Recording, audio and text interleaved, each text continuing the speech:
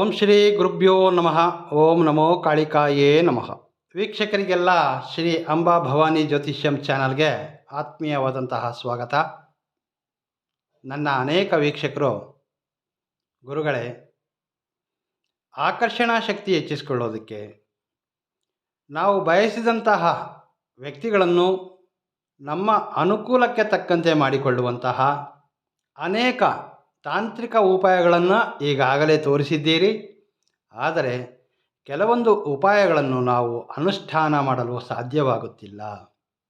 ಮನೆಯಿಂದ ಹೊರ ಹೋಗದೆ ನಾವಿರುವಂತಹ ಸ್ಥಳದಲ್ಲೇ ಮನೆಯಲ್ಲೇ ಮಾಡ್ತಕ್ಕಂತಹ ಯಾವುದಾದರೂ ಸುಲಭ ಮಾರ್ಗದಲ್ಲಿರ್ತಕ್ಕಂತಹ ಆಕರ್ಷಣಾ ಶಕ್ತಿ ಅಥವಾ ಒಬ್ಬ ವ್ಯಕ್ತಿಯನ್ನು ನಮ್ಮ ಕೈವಶ ಮಾಡಿಕೊಳ್ಳುವಂತಹ ತಾಂತ್ರಿಕ ವಿದ್ಯೆಯನ್ನು ತಿಳಿಸ್ಕೊಡಿ ಎಂದು ಅನೇಕರು ಕಾಮೆಂಟ್ಗಳಲ್ಲಿ ಮತ್ತು ಕರೆ ಮಾಡಿ ವಿಚಾರಣೆಯನ್ನು ಮಾಡಿರ್ತಾರೆ. ಈ ದಿನ ಯಾವುದೇ ಖರ್ಚಿಲ್ಲದೆ ಸ್ವತಃ ತಾವು ತಮ್ಮ ಕೈಗಳಲ್ಲೇ ಪ್ರಯತ್ನಿಸುವಂತಹ ಒಂದು ಉಪಾಯವನ್ನು ತಿಳಿಸ್ಕೊಡ್ತೇನೆ. ಮೊದಲಿಗೆ ಈ ಉಪಾಯವನ್ನು ಯಾವ ಕಾರಣಕ್ಕಾಗಿ, ಯಾವ ಉದ್ದೇಶಗಳಿಗಾಗಿ ಈ ಒಂದು ಕ್ರಿಯೆಯನ್ನು ಮಾಡಬಹುದೆಂದರೆ, ನಮ್ಮೊಂದಿಗಿದ್ದಂತಹ ಅನೇಕ ದಿನಗಳೊಂದಿಗೆ ನಮ್ಮೊಂದಿಗಿದ್ದಂತಹ ವ್ಯಕ್ತಿಗಳು ನಮ್ಮಿಂದ ದೂರವಾದಾಗ, ನಿಮ್ಮ ಪತಿ ಇರಬಹುದು, ಪತ್ನಿ ಇರಬಹುದು, ಸ್ನೇಹಿತ, ನಿಮ್ಮ ಪ್ರೇಮಿ, ಅಥವಾ ನೀವು ಕೆಲಸ ಮಾಡ್ತಕ್ಕಂತಹ ಸ್ಥಳಗಳಲ್ಲಿ ನಿಮ್ಮ ಸಹೋದ್ಯೋಗಿಗಳು ನಿಮಗೆ ಅನುಕೂಲಕರವಾಗಿರಲಿಕ್ಕೆ ಈ ಒಂದು ಉಪಾಯ ಅದ್ಭುತವಾಗಿರ್ತಕ್ಕಂತಹ ಉಪಾಯ ಅಂತ ಹೇಳ್ಬೋದು. ಸಾಮಾನ್ಯವಾಗಿ ನಾನು ಹೇಳಿದ ಹಾಗೆ ಎದುರು ವ್ಯಕ್ತಿ ಸದಾ ಕೇಳಬೇಕು. ನನ್ನ ಕುಟುಂಬದಲ್ಲಿರ್ತಕ್ಕಂತಹ ಸದಸ್ಯರಿರಬಹುದು, ನನ್ನ ಪತಿ ಇರಬಹುದು, ಪತ್ನಿ ಇರಬಹುದು. ಹಾಗೆ ಇನ್ನು ಕೆಲವರು ಕರೆ ಮಾಡಿ ವಿಚಾರಣೆ ಮಾಡಿರ್ತಕ್ಕಂತಹ ಸಮಸ್ಯೆ ಅಂದರೆ ದಂಪತಿಗಳು, ಹಾಗೆ ಪ್ರೇಮಿಗಳು. ನಾನು ಬಯಸಿದಂತಹ ಪ್ರೇಮಿ ಅಥವಾ ನನ್ನ ಪತಿ ಅಥವಾ ಪತ್ನಿ ಈಗ ನನ್ನಿಂದ ದೂರವಾಗಿದ್ದಾರೆ. ಆ ದೂರ ಹೋಗಿರ್ತಕ್ಕಂತಹ ವ್ಯಕ್ತಿಯನ್ನು ಮರಳಿ ನನ್ನ ಜೀವನದಲ್ಲಿ ಪಡೆಯಲು ಈ ಒಂದು ಉಪಾಯವನ್ನು ತಿಳಿಸ್ಕೊಡಿ ಎಂದು ಸಾಕಷ್ಟು ಜನ ಕರೆ ಮಾಡಿ ವಿಚಾರಣೆಯನ್ನು ಮಾಡಿರ್ತಾರೆ. ಬಹಳ ಸರಳವಾಗಿರ್ತದೆ, ಖರ್ಚಿಂದ ಕೂಡಿರುವಂಥದ್ದಲ್ಲ. ನೀವು ಸ್ವತಃ ನಿಮ್ಮ ಮನೆಯಲ್ಲೇ, ನೀವಿರ್ತಕ್ಕಂತಹ ಸ್ಥಳದಲ್ಲೇ ನಿಮ್ಮ ಕೈಗಳಲ್ಲೇ ಪ್ರಯತ್ನಿಸಬಹುದಾದಂತಹ ಒಂದು ಉಪಾಯವನ್ನು ತಿಳಿಸ್ಕೊಡ್ತೇನೆ. ಮೊದಲಿಗೆ ಈ ಉಪಾಯವನ್ನು ಮಂಗಳವಾರ ಅಥವಾ ಶುಕ್ರವಾರ ಸೂರ್ಯಾಸ್ತವಾದ ನಂತರ ನೀವು ನಿದ್ರಿಸುವ ಮೊದಲು ಈ ಮಧ್ಯಕಾಲದಲ್ಲಿ ನೀವು ಯಾವುದೇ ಸಮಯದಲ್ಲಾದರೂ ಪ್ರಯತ್ನ ಮಾಡ್ಬೋದು. ಮಂಗಳವಾರ ಮತ್ತು ಶುಕ್ರವಾರ ಸಂಜೆ 6:30ರಿಂದ ಮಧ್ಯರಾತ್ರಿ 12 ಗಂಟೆಯ ಒಳಭಾಗದಲ್ಲಿ, ಅಂದರೆ ಈ ಮಧ್ಯಕಾಲದಲ್ಲಿ ಈ ಒಂದು ಉಪಾಯವನ್ನು ಪ್ರಯತ್ನ ಮಾಡ್ಬೋದು. ಏನು ಮಾಡಬೇಕು? ಒಂದು ಗಾಜಿನ ಪಾತ್ರೆಯನ್ನು ತೆಗೆದುಕೊಳ್ಳಿ. ಗಾಜಿನ ಪಾತ್ರೆಯಲ್ಲಿ ಸ್ವಲ್ಪ ನೀರನ್ನು ತುಂಬಿಕೊಳ್ಳಿ. ಮನೆಯಲ್ಲಿ ಸಿಗ್ತಕ್ಕಂತಹ ವಸ್ತುಗಳೊಂದಿಗೆ ಇಂದಿನ ಈ ಉಪಾಯವನ್ನು ತೋರಿಸುತ್ತಿದೆ. ಗಾಜಿನ ಪಾತ್ರೆಯಲ್ಲಿ ತೆಗೆದಿರತಕ್ಕಂತಹ ನೀರಿನಲ್ಲಿ ಸ್ವಲ್ಪ ಮಟ್ಟಿಗೆ ಅರಿಶಿನ ಮತ್ತು ಕುಂಕುಮವನ್ನು ಬೆರೆಸಬೇಕು. ಬಹಳ ಸರಳವಾಗಿರ್ತಕ್ಕಂತಹದ್ದು. ಈ ಒಂದು ಉಪಾಯವನ್ನು ಸ್ತ್ರೀಯರೂ ಪ್ರಯತ್ನಿಸಬಹುದು, ಪುರುಷರೂ ಪ್ರಯತ್ನಿಸಬಹುದು. ಇದಾದ ನಂತರ ಪಚ್ಚಕರ್ಪೂರ, ಸ್ವಲ್ಪ ಮಟ್ಟಿಗೆ ನಾವು ಈ ನೀರಿನಲ್ಲಿ ಪಚ್ಚಕರ್ಪೂರವನ್ನು ಬೆರೆಸಬೇಕು. ತಾಂತ್ರಿಕ ವಿದ್ಯೆಗಳಲ್ಲಿ ಮೊದಲ ಆದ್ಯತೆ ಕೊಡ್ತಕ್ಕಂತಹ ವಸ್ತು ಎಂದರೆ ಅದು ಲಿಂಬೆಹಣ್ಣು. ಒಂದು ಲಿಂಬೆಹಣ್ಣು ತೆಗೆದುಕೊಳ್ಬೇಕು. ಲಿಂಬೆಹಣ್ಣು ಈ ರೀತಿ ಹಳದಿ ಬಣ್ಣದಿಂದ ಕೂಡಿರಬೇಕು. ಇದರ ಮೇಲೆ ಯಾವುದೇ ರೀತಿಯ ಮಚ್ಚೆಗಳಾಗಲಿ, ಕಪ್ಪು ಚುಕ್ಕೆಗಳು ಯಾವುವೂ ಇರಬಾರ್ದು. ನೀಟಾಗಿ ಸ್ವಚ್ಛವಾಗಿರ್ತಕ್ಕಂತಹ ಒಂದು ಲಿಂಬೆಹಣ್ಣನ್ನು ತೆಗೆದುಕೊಳ್ಬೇಕು.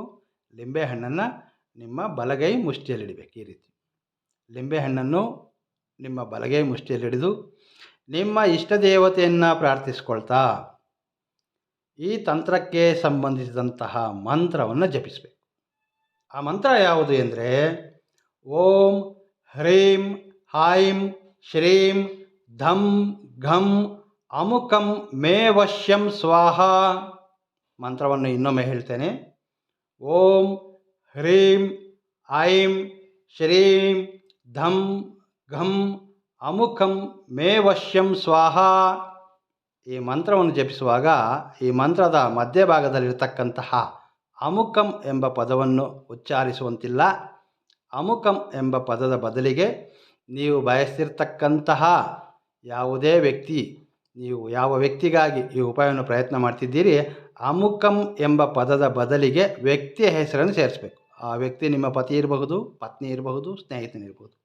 ಈ ಒಂದು ಮಂತ್ರವನ್ನು ನೀವು 108 ಬಾರಿ ಜಪಿಸಬೇಕು. ಬಲಗೈ ಮುಷ್ಟಿಯಲ್ಲಿ ಲಿಂಬೆಹಣ್ಣನ್ನು ಹಿಡಿದು ಈ ಮಂತ್ರವನ್ನು 108 ಬಾರಿ ಪಠಿಸಬೇಕು. ಮಂತ್ರ ಪಠಣೆ 108 ಬಾರಿ ಮಂತ್ರ ಪಠಣೆ ಸಮಾಪ್ತಿಯಾದ ನಂತರ ಈ ನಿಮ್ಮ ಕೈ ಮುಷ್ಟಿಯಲ್ಲಿರ್ತಕ್ಕಂತಹ ಲಿಂಬೆಹಣ್ಣನ್ನು ಈ ಗಾಜಿನ ಪಾತ್ರೆಯಲ್ಲಿ ಇಟ್ಕೊಳ್ಬೇಕು. ನಂತರ ಏನು ಮಾಡಬೇಕು, ಈ ತಂತ್ರ ಮಾಡಿದಂತಹ ದಿನ ನೀವು ಮಂಗಳವಾರ ಪ್ರಯತ್ನ ಪಟ್ಟಿದ್ದರೆ ಮಂಗಳವಾರ, ಶುಕ್ರವಾರ ಪ್ರಯತ್ನ ಪಟ್ಟಿದ್ದರೆ ಶುಕ್ರವಾರ ಈ ಗಾಜಿನ ಪಾತ್ರೆಯನ್ನು ನಿಮ್ಮ ದೇವರ ಕೋಣೆಯಲ್ಲಿ ಇರಿಸಬೇಕು.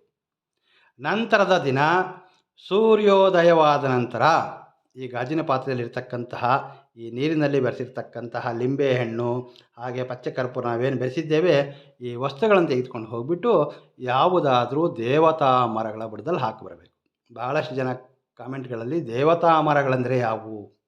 ದೇವತಾ ಮರಗಳೆಂದರೆ ಬಿಳಿ ಎಕ್ಕದ ಗಿಡ ಇರಬಹುದು, ಬೇವಿನ ಮರ ಇರಬಹುದು, ಬನ್ನಿ ಮರ ಇರಬಹುದು. ಈ ರೀತಿ ದೇವತಾ ಮರಗಳ ಬುಡದಲ್ಲಿ ಈ ಒಂದು ನೀರನ್ನು ಚೆಲ್ಲಿ ಬರಬಹುದು.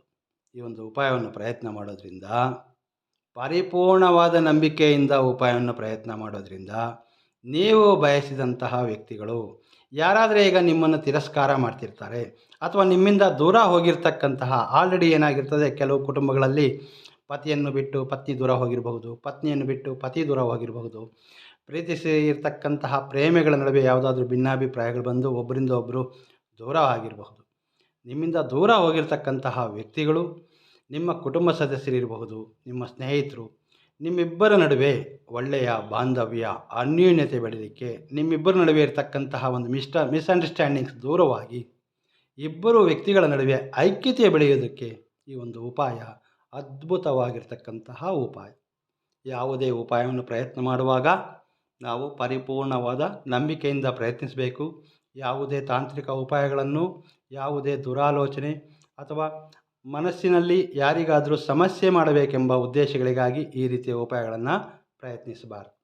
ಮಾಹಿತಿ ಇಷ್ಟವಾದರೆ ಲೈಕ್ ಮಾಡಿ, ಸಮಸ್ಯೆಯಲ್ಲಿರ್ತಕ್ಕಂತಹ ನಿಮ್ಮ ಸ್ನೇಹಿತರೊಂದಿಗೆ ಈ ಒಂದು ವಿಡಿಯೋವನ್ನು ಶೇರ್ ಮಾಡಿಕೊಳ್ಳಿ. ಮುಂದಿನ ಸಂಚಿಕೆಯಲ್ಲಿ ಭೇಟಿಯಾಗ್ತೇನೆ.